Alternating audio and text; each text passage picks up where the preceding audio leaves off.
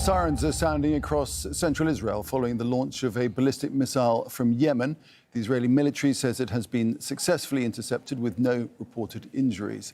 Let's cross to Hamda Salut, who joins us from the Jordanian capital of Amman. And she's there because the Israeli government and the Palestinian Authority have banned Al Jazeera from reporting inside Israel and the occupied West Bank. So, Hamda, bring us up to speed with the latest you got on this.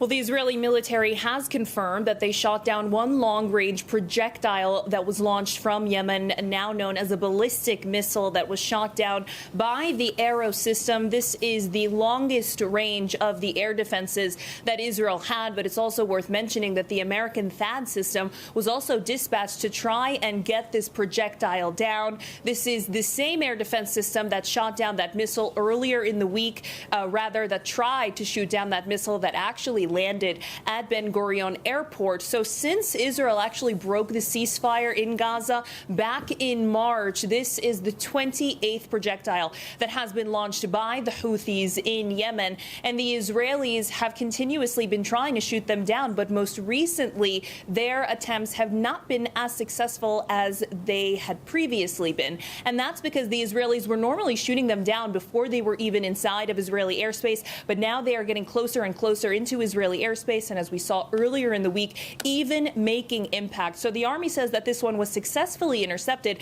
but nonetheless, it still caused a lot of panic in central Israel. There are images of people running from the beaches, running all over central Israel, trying to get to a shelter, because that is what Israeli protocol calls for when these sirens go off, when there is any sort of projectile in the sky. All right, Hamda, thanks for that update. Hamda Salut reporting there from Amman.